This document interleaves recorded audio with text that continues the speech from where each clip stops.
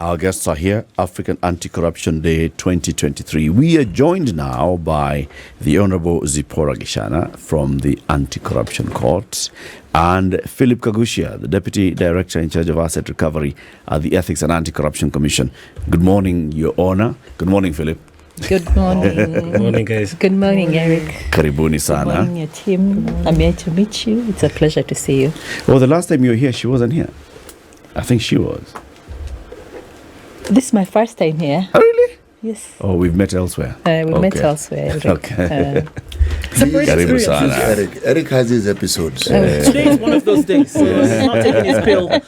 So just give him We've had people who've never been here, and Yes. Eric tells them, the last time you were here, we really had a nice conversation. They say, but I've never been here. So, yes.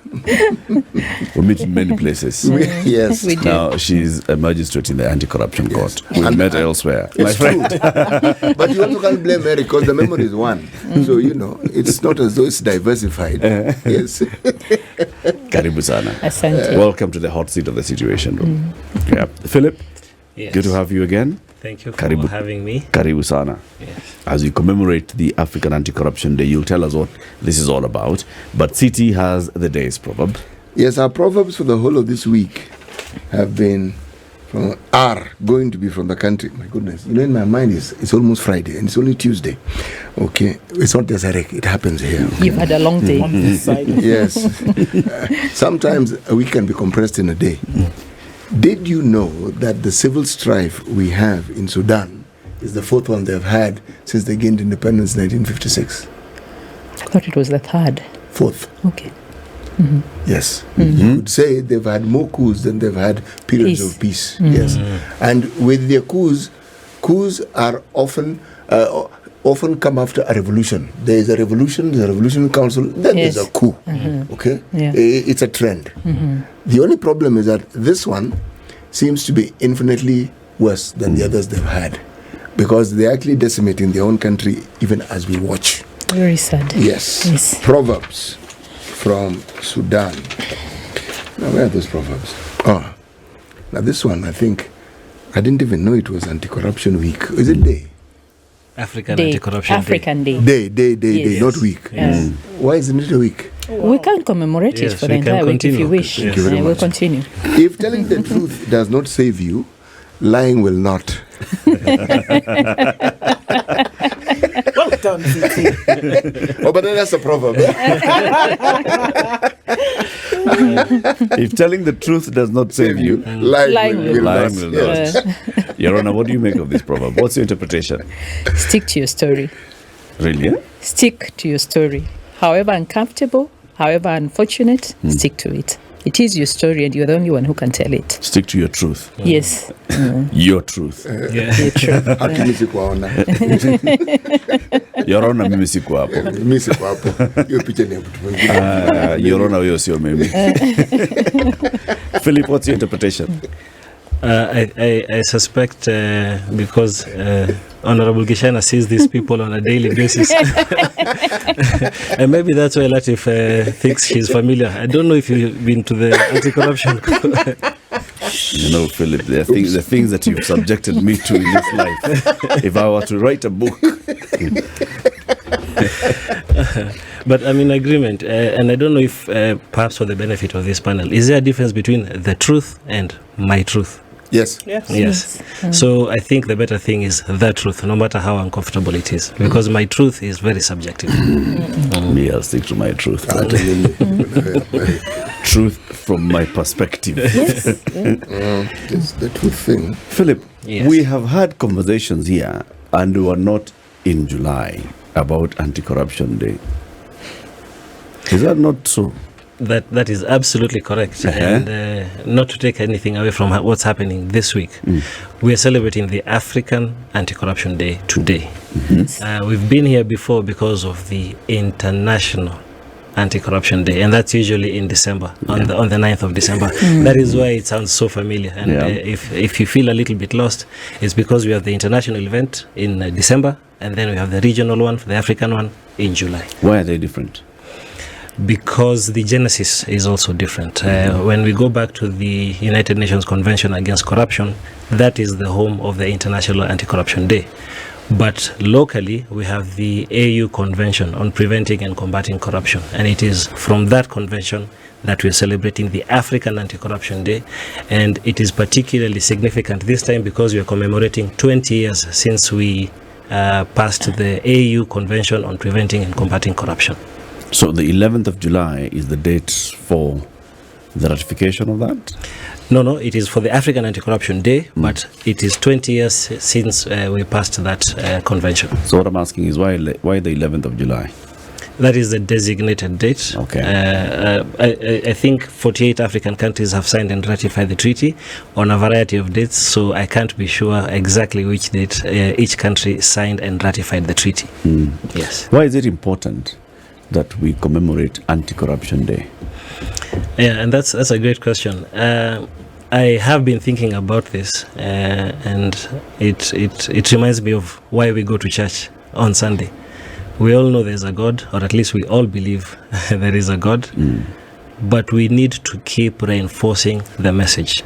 And if you look at the earlier chapters, the earlier articles of the AU Convention, it came into force because of certain concerns. And one of the major concerns I think CT has touched on, this is the concern of the impact of corruption on political stability, economic stability, social stability, and they went even so far as to talk about cultural stability. So when I hear CT talking about a series of coups in Sudan, these things are interconnected. And when you look at the insidious nature of corruption, corruption is like a cancer. It permeates every pore of society. It's important to go back and reaffirm the message. Why are we here? Why are we striving so hard to fight corruption? And that's why it's important to commemorate this day. It's interesting you should say that, Philip, because there are those who argue that if indeed these occurrences that we have in human society, revolutions, coups, if as they are stated, and if they were in reality for the people, you wouldn't have them recurring. Exactly. Then they name the people in the pursuit of their self-interest, and when that self-interest expires or someone else comes with their own brand of self-interest, then you have that change. So it's never ending. Yes. I think even in our sphere, the anti-corruption sphere, there's somebody who will tell you that we are doing this because we are fighting corruption. The question is it the truth or is it expedient? So, and I'm glad that we have Honorable Gichana here. I have a hard time referring to her as Honorable Gichana. We've known each other for decades. Way back. Yeah, I know her by another name. I will not mention it here. Yeah, we were in Nakuru at some point. Yes. So I'm glad that she's here because on her end of the spectrum, she sees the output. So when EACC does the investigations, makes the recommendations, the prosecutor takes it up, the cases end up before the judiciary, and she sees these people face to face. Right. And at that time is when you start wondering, are these people here because sheria ndio mbaya ama wamefanya makosa, and then now she has to balance. And I just heard you talking about the prisons. Does she clog up the prisons with corruption suspects? Exactly. I guess that's a good question then, Honorable Gichana. I mean, what are we looking at? If we look at the progression of fighting corruption, you want to think about it, putting on boxing gloves and getting this thing out of the way. Yeah. If you look at the progression and the prosecution and how that has evolved over the years, what would you say that looks like? I mean, we know the stance that the African Union has taken, and since we're talking about an Africa-wide commemoration of this day, we know the stance that they've taken, big on asset recovery, big on having guidelines for African countries to follow. Yes. But how have you seen the progression of prosecution of some of these cases over the years? I think my take is that we are on the right path, in the sense that there is improvement.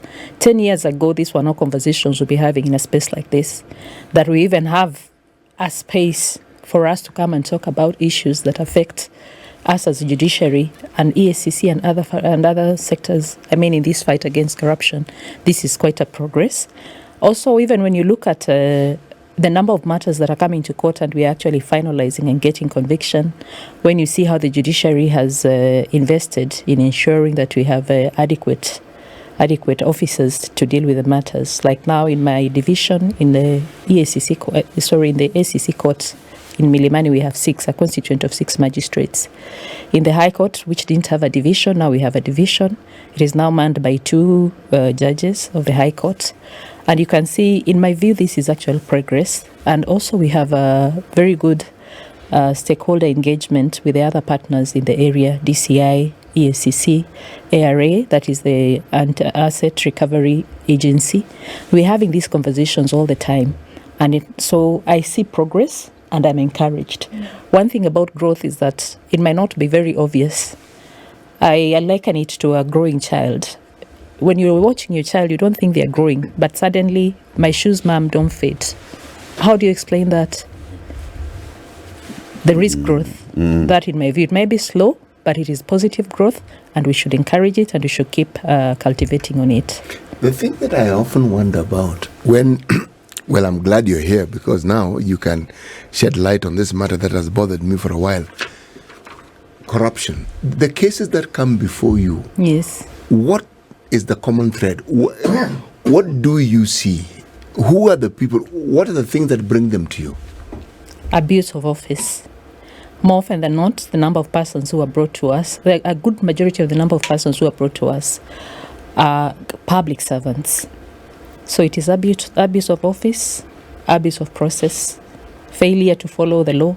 That is what I see. That is the thread I see. Is money involved somewhere here? Definitely, when we talk of abuse of office. In fact, City, the full ingredient of the offense is you abuse your position to confer a benefit either upon yourself or upon another. So that the motivation is always the money. There's always the money behind it. There's always the money behind it. But did you hear Honorable talking about failure to follow the law? That is what we were discussing the last time. That law they're talking about is usually procurement or public finance management. Is this why there's this bill that is supposed to to cure this problem? This is where the temperature was a bit high last time. You see, when you talk about abuse of office, I'm sure that we are talking about here willfully, willingly, knowingly. You knew that this is the procedure. And you decided to cut corners. You knew that this is what your office requires you to do. You decided not to do it. Or you knew your office does not give you powers to do this, but it's decided to usurp somebody else's authority and conferred it on yourself, and you did it so that you can confer that benefit to yourself or to other, right? Somebody who is doing this premeditated will then be brought by Philip and his people to you, and they will try to abuse the system. Now, do you see those incidences or instances where the people who are being brought before the court are actually still actively trying to play the game, to play the system, to manipulate the system? And how do you deal with that? From where I sit as an independent arbiter, it's a bit difficult to say that, in my view, they will be mounting a defense. And of course, they will use all tricks in the book, in the bag and in the arsenal. First of all, of course, you are well aware that a good number of those matters are very well defended by very high-profile lawyers. So I know the game, I know the tricks of the trade, and I am patient sitting as an independent arbiter. I cannot afford to be sidetracked. So that even when I see all this playing out, I can bide my time. And I know that we'll eventually catch up. You know, civilians like ourselves who don't understand these processes with the clarity that the two of you do often assume that when someone is incarcerated, then we see justice has been done. But then there's a school of thought who are of the opinion that if you strip them of this ill-gotten wealth, then justice has been done. Then I came across something that people are now allowed to bargain. You know, you're allowed to sit and discuss and say, yes, you know.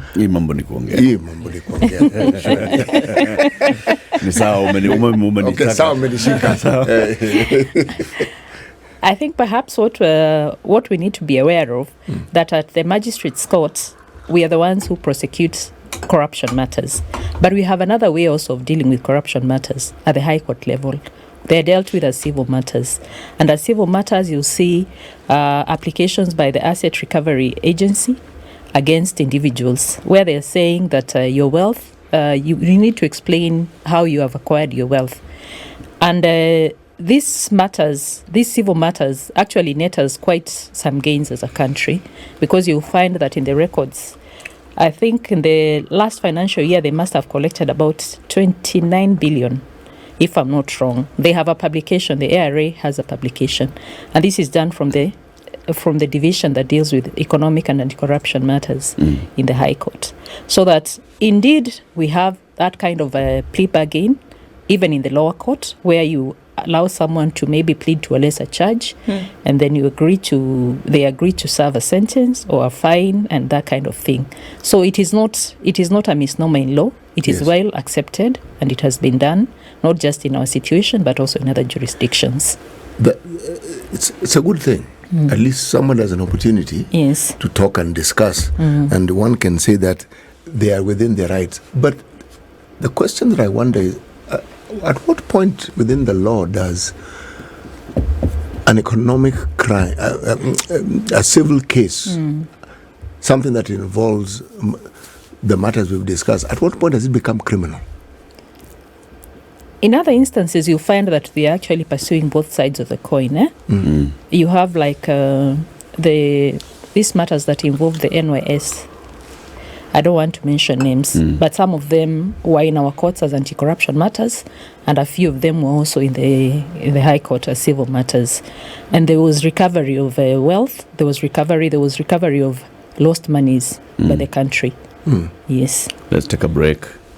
A lot to discuss as we commemorate this African Anti-Corruption Day 2023. And already people are asking, so is there anything to celebrate? When you're talking about corruption, anti-corruption, let's celebrate.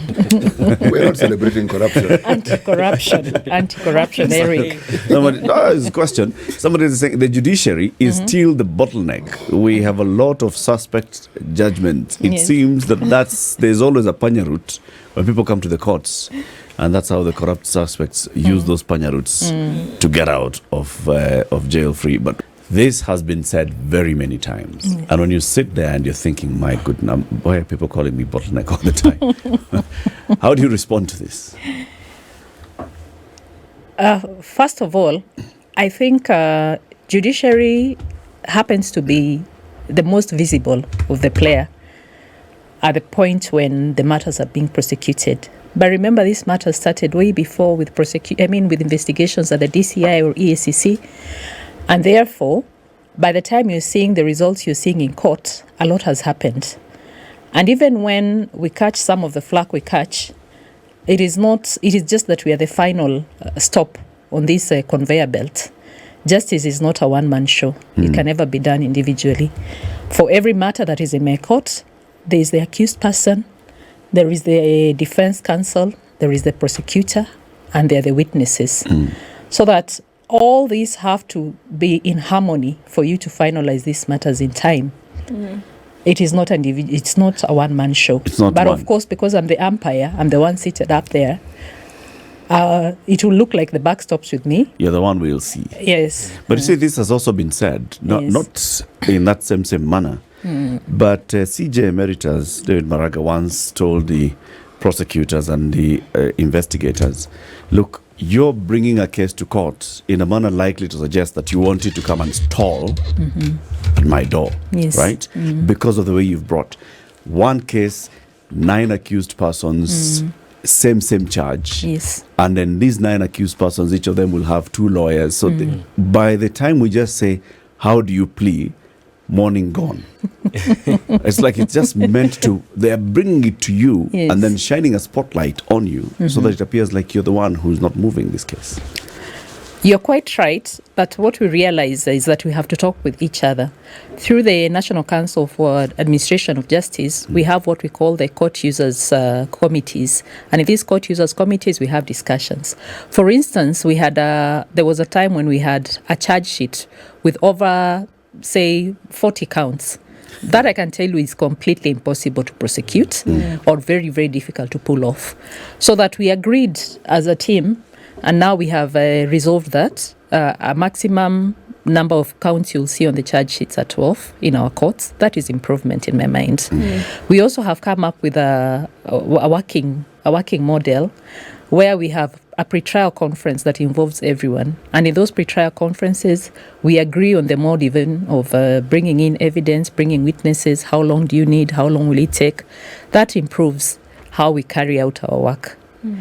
This can only be done with continuous dialogue. And this can only be done also when there is goodwill on the part of each institution. For us as the judiciary, the NCAJ, remember, is an administration body that is wing of the judiciary. So we are always open to these discussions. Where there are issues, we try and resolve them.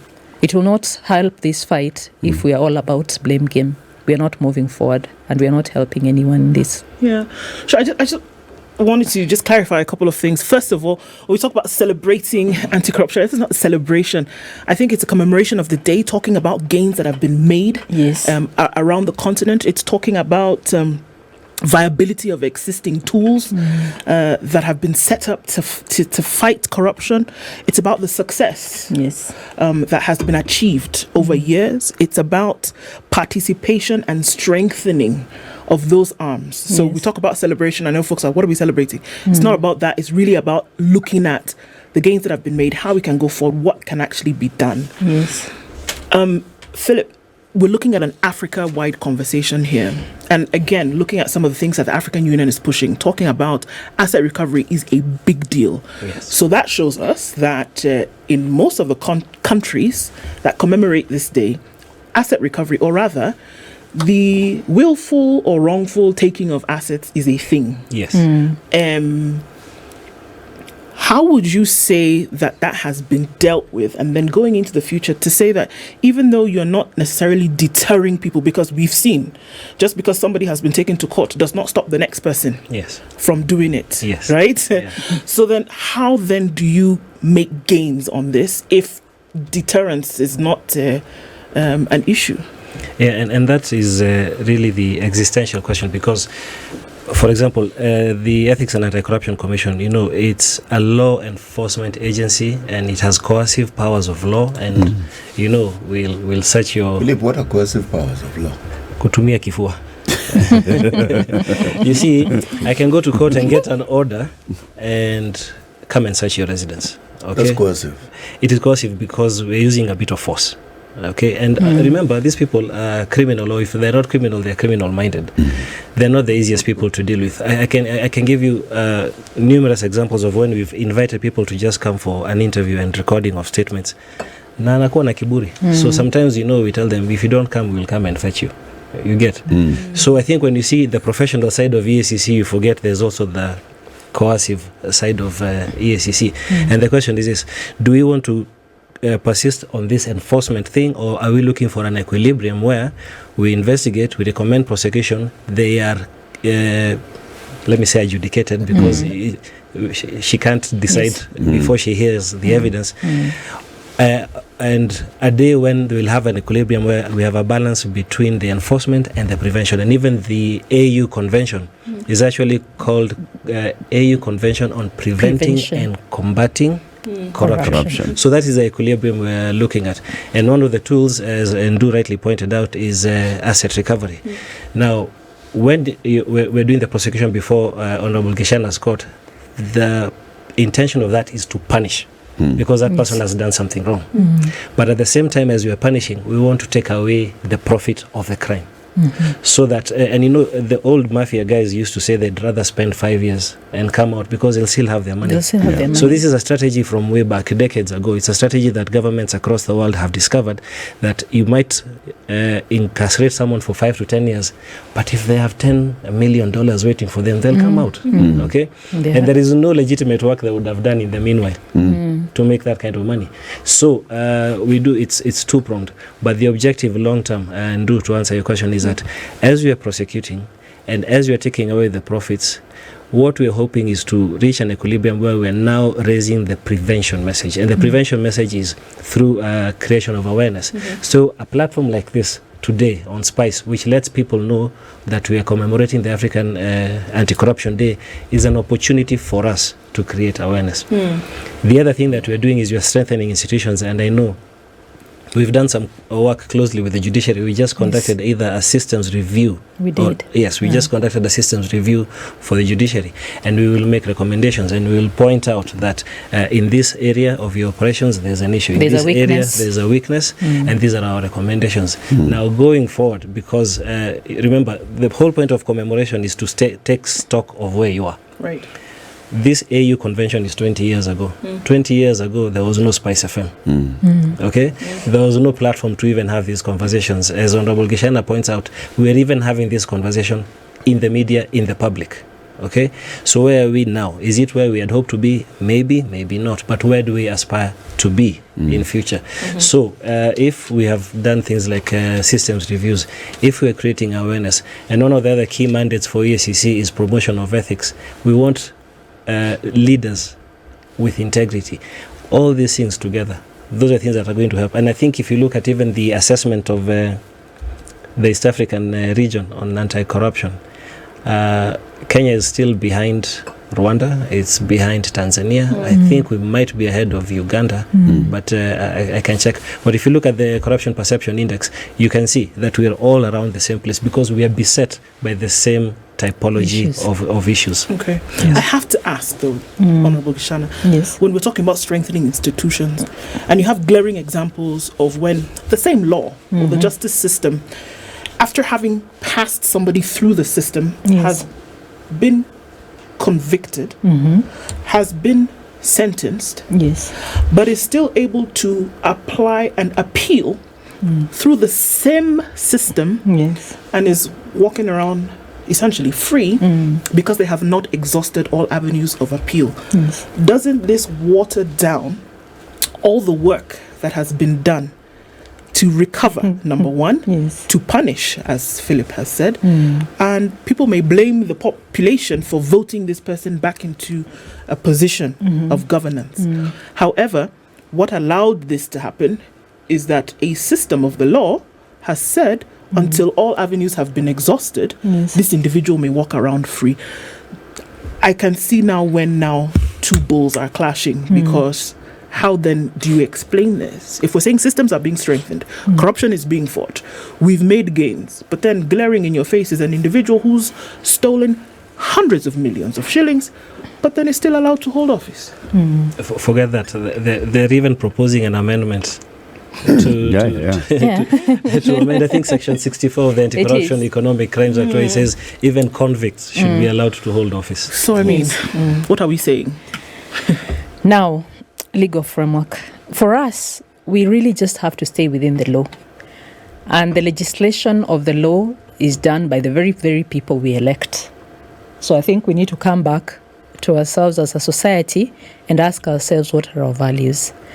You remember that you have seen it in court several times where you have had perhaps someone who has been declared unfit to hold office, and they are still very much interested. And when you look at social conversations, times you wonder whether you live in the same society, because you are unhappy about such individuals, perhaps as an individual, but you can see that they have quite a crowd of believers. So I think we need to change our attitude as a society and decide really what our value system is, what is important to us. But don't you think we've decided, actually?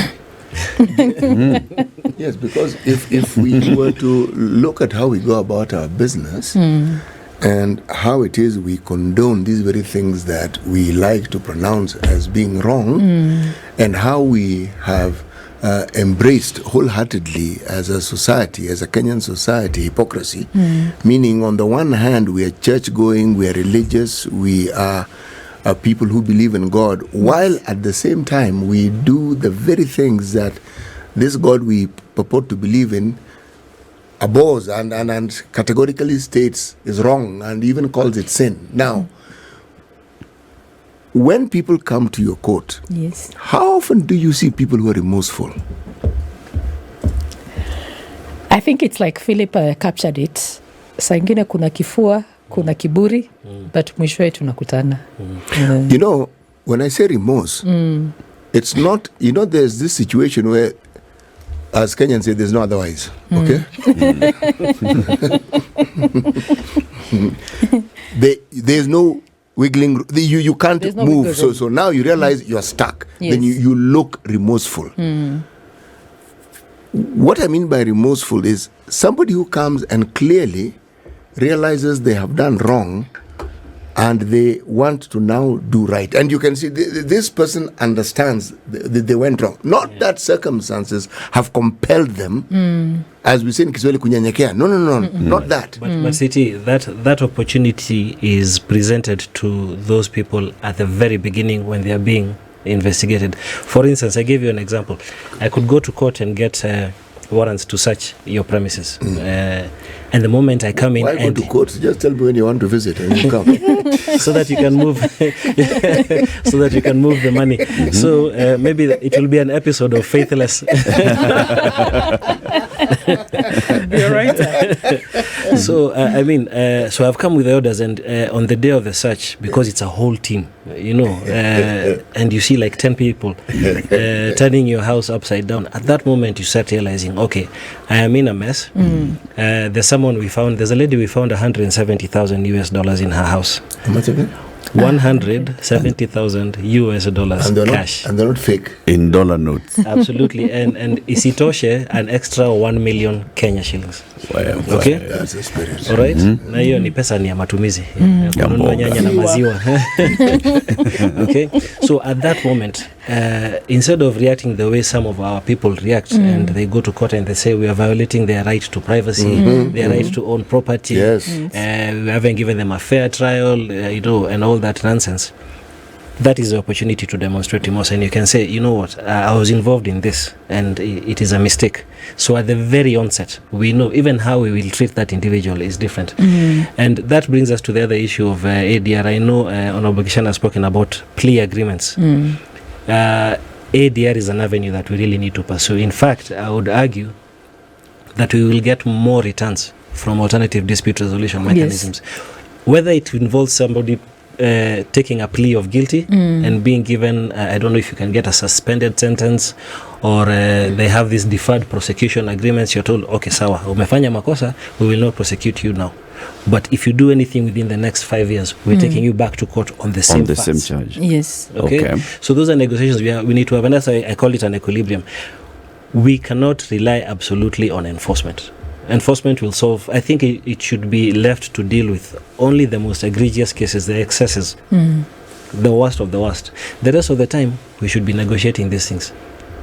Okay? So you catch somebody who is clearly corrupt, who did those things we've discussed, right? Yes. Who abused their office, who obtained this money, and because of what they have, some children don't have water. Colgate has to come in and go and dig water wells. And then you tell this person it's okay. Sasa wewe rudisha hiyo pesa. No, it's not that easy. There is a policy. We have to be guided because think about it this way: if in your neighborhood there's a young man, because inevitably it's always the young man who's breaking and entering into houses. If he has done it 10 times, that's different from somebody who was hungry, who snuck into your house and left with a pot of food. Okay. Two different cases. Yeah. Okay. They have both committed a crime, but this one is a hardened criminal. This one does not demonstrate any fear of the law, any respect of the law. And chances are, when you arrest that, when you apprehend that individual, there'll be no remorse. Okay. I have to ask this question, Yes. both of you. Now, there are these individuals who have determined that their career path is one of crime. Okay. They may not think so. They may think they're doing business, but they're criminals. Do you have an avenue where when someone acknowledges and seems to understand that what they have done has dire consequences, for rehabilitative purposes, ethics and anti-corruption, do you people have a counseling wing or a place you can refer such people? Because some people actually need help. They may have gotten into this, but they could genuinely change. There's this opportunity. The understanding that once a criminal, always a criminal is not entirely true. And pilfering and misusing positions is a growth industry in the country. That is something that Kenyans take as a pastime. That's how we are socialized. Yes, it's like going to church. It's not something. So people sometimes get shocked and marvel. But do we have or are there thoughts towards processes where such people can actually be rehabilitated? Because tell them to go to church won't help, because they're already in churches. Yes. And they're even elders in some churches. Yes. They even have positions of authority, because perhaps their pastor doesn't know what they actually do, but you do. I think there are a few options, for instance, at the EACC we have a National Integrity Academy. Okay, it does not necessarily do counseling in the psychological sense. Psychosocial sense. Yes, yes. Thank you. You're very welcome. We may not necessarily do it in that way, but we have programs which are trying to reinforce ethics in individuals. Now, we don't particularly care whether it's before whatever happened or after. And we have actually met people who have interacted with EACC and they say, hey, nilikuwa kwa shida, they even charged me, but I did one or two things, now I'm back in society. Because even from your previous discussion, about rehabilitation and reintegration, it's not like we want to kill Kenyan people who have been caught up in cases of corruption. We want to tell them that it's a wrong thing to do, and because you have been caught in it, what are you trying to do to mitigate? Because you're trying to reduce the impact. Judiciary has, I think, an institute as well, and we are collaborating. And remember, the fight against corruption is, so we have the criminal justice chain, where we have the investigator, the prosecutor, the judiciary, and so on and so forth. But we need society as well. Because I know you despair, CT, when you say we have already decided about how we want to live. But we have actually. But it's the same thing even with faith, when we're having conversations such as this, what we're looking for champions of the anti-corruption debate. It's like we're recruiting disciples, the same way Jesus came and said, you guys are desperate, you guys are angry, you guys are confused, you guys are lost. That is why I'm identifying Peter as brother of Simon, who and Andrew, and said identifying. By the way, at the end of this interview, I think I'll have recruited CT. CT will be one of my disciples. There was Philip as well. Yes. I'm hungry 12. Bartholomew. So really quickly, even as you say that, that's interesting. And then from CT's point of, this is how people have accepted.